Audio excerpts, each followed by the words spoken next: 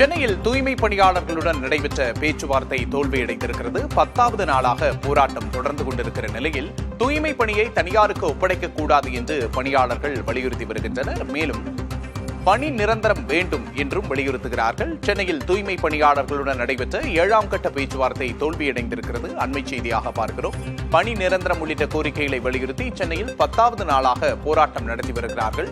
தூய்மை பணியை தனியாருக்கு ஒப்படைக்கக் கூடாது என்றும் பணியாளர்கள் வலியுறுத்துகிறார்கள்.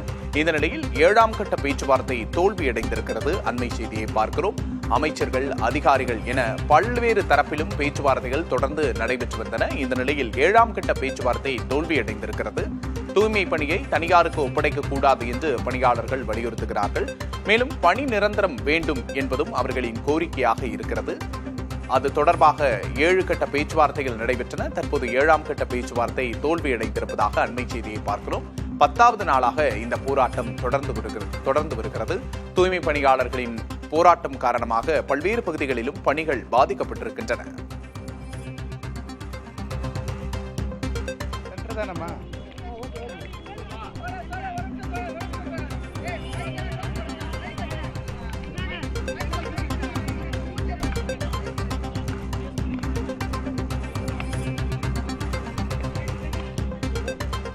இன்றைக்கு நடந்திருக்கக்கூடிய பேச்சுவார்த்தை இங்கே சென்னையில் இருக்கக்கூடிய மாண்புமிகு அமைச்சர் சேகர்பாபு அவர்கள் இன்றைக்கு அரசு தரப்பிலே கலந்து கொண்டிருக்கிறார்.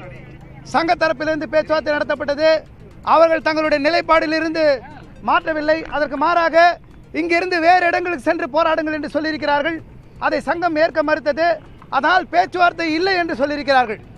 பேச்சுவார்த்தை இல்லை என்று அரசு சொன்னாலும் இங்கே இருந்து ஒரு தொழிலாளி கூட நகர மாட்டார்கள்.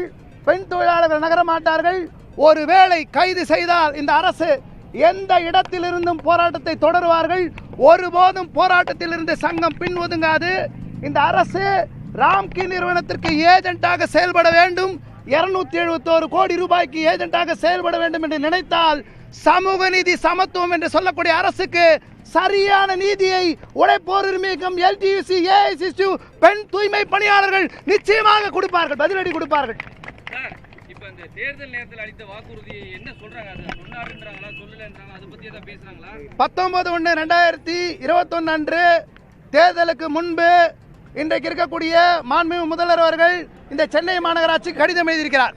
அதிலே வர்தா புயலில் இருந்து, கொரோனா காலத்திலிருந்து இந்த மக்கள் தான் உழைத்திருக்கிறார்கள். அதிலும் குறிப்பாக 80% மக்கள் ஆதி திராவிட மக்கள். எனவே எண்ணியல்லம் தொழிலாளர்களை நீதிமன்ற தீர்ப்புக்கு காத்திருக்காமல் பணி நிரந்தரப்படுத்த வேண்டும் என்று சொல்லியிருக்கிறார். தேர்தல் வாக்குறுதி எண் 285 தூய்மை பணியாளர்களை பணி நிரந்தரம் உட்பட சம்பளம் உட்பட கோரிக்கைகள் நிறைவேற்றப்படும் என்று அவருடைய தேர்தல் வாக்குறுதி எண் 285 சொல்லியிருக்கிறார். 10 ஆண்டுகளுக்கு மேல் அரசு துறையில் தற்காலிகமாக பணிபுரிந்தால் அவர்களை பணி நிரந்தரப்படுத்த வேண்டும் என்று 153 தேர்தல் வாக்குறுதி எண்ணிலே சொல்லியிருக்கிறார். இன்றைக்கு இருக்கக்கூடிய முதல்வர் எழுப்பிய கேள்வியை நாங்கள் கேட்கிறோம்.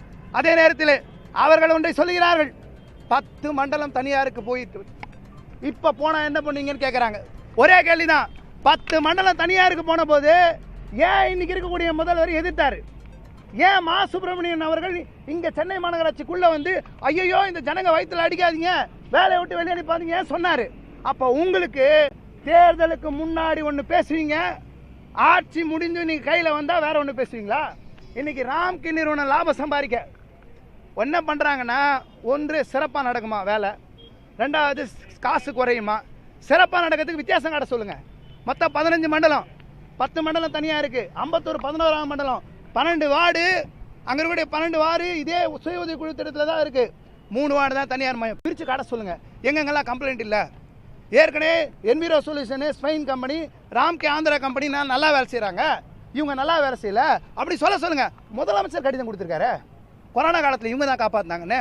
அப்போ நாங்கள் நல்லா தெரிஞ்சோம், இப்போ நாங்கள் கேவலமாக தெரியுறோமா? வெளியே அமிச்சு கான்ட்ராக்டுக்கு எதிராக பேசினா நாங்கள் கேவலமாக தெரியுறோமா உங்களுக்கு? எங்கள் வேலை வந்து இன்னும் சிறப்பாக அமையல. மற்ற லாபம் இல்லாமல் எந்த கம்பெனி வரமாட்டான். ஸ்பெயின் கம்பெனி ஓட்டு போடல, என்விரோ சொல்யூஷனு, ராம்கி ஓட்டு போடல. இந்த ஜனங்க விடியல் அரசு வந்தா தேர்தல் வாக்குறுதி கொடுத்தீங்களே பணி சொல்லி வட சென்னையினுடைய பூர்வகுடி மக்கள், அருந்ததின ஆதி திராவிட மக்கள் இவங்க ஓட்டு போட்டு தேர்ந்தெடுக்கக்கூடிய அரசு எலெக்ஷன் முன்னாடி எங்களை ஏற கட்டணும்னு நினைக்கிறாங்க. நீங்களா நாங்களான்னு பார்ப்போம். மிஞ்சி போனால் என்ன பண்ணுவாங்க? போலீஸ் வச்சு அடிப்பாங்க. பொய் வழக்கு போடுவாங்க, நிர்வாகிகளை சிறையில் தள்ளுவாங்க, ரவுடிங்களை வச்சு மிரட்டுவாங்க. இப்போ கவுன்சிலர்லாம் வச்சு மிரட்டிட்டு இருக்காங்க. 5000 ரூபாய் கொடுக்குறவா, வீடு கொடுக்குறவா, அரசு வேலை கொடுக்குறவா கூப்பிட்றாங்க. தொழிலாளி யாரும் போக தயாரில்லை. சமூக நீதி, சமத்துவம், இங்கே உள்ள பெண் தூய்மை பணியாளருக்கு அர்த்தம் என்னன்னு புரியும். அதுக்குண்டான பாடத்தை நிச்சயமாக போட்டு ஏற்றிடுவோம். நீங்கள் பற்றி வச்சிருக்கக்கூடிய நெருப்பு தமிழ்நாடு முழுக்க பொதுமக்கள் அரசியல் கட்சியினுடைய ஆதரவை, பத்திரிகையாளருடைய ஆதரவை பெற்றிருக்கிறது. இன்னைக்கு தமிழ்நாடு முழுக்க கான்ட்ராக்ட் வேணாம் நிற்கிறாங்க, இந்த பெண் தூய்மை பணியாளர் நிற்கிறாங்க. நீங்கள் பேச்சுவார்த்தை இல்லைன்னு சொல்கிறீங்களே, இந்த பேச்சுவார்த்தைக்கு இந்த அரசாங்கம் வந்தே தீர வேண்டும். எங்கள் கோரிக்கை நிறைவேற்றி தீர வேண்டும். நாங்கள் தைரியமாக சொல்கிறோம், முடிஞ்சால் எங்களை அரெஸ்ட் பண்ணி பாருங்க, முடிஞ்சால் அரெஸ்ட் பண்ணி பாருங்க. நாங்கள் சவாலை சந்திக்க ரெடியாக இருக்கோம். சென்னையில் எங்களோட போராட்டம் தொடர்ந்து நடக்கும். உங்களால் நீங்கள் எந்த சக்தி வேணால் வச்சு பாருங்க, எங்கள் போராட்டம் தொடர்ந்து நடக்கும். எங்கள் கோரிக்கை ஜெயிக்கிற வரைக்கும் நடக்கும். பொய்யான தகவல், பொய்யான தகவல். அவங்க கூட்டிட்டு வர கான்ட்ராக்ட் தொழிலாளி கணக்காட்டுறாங்க.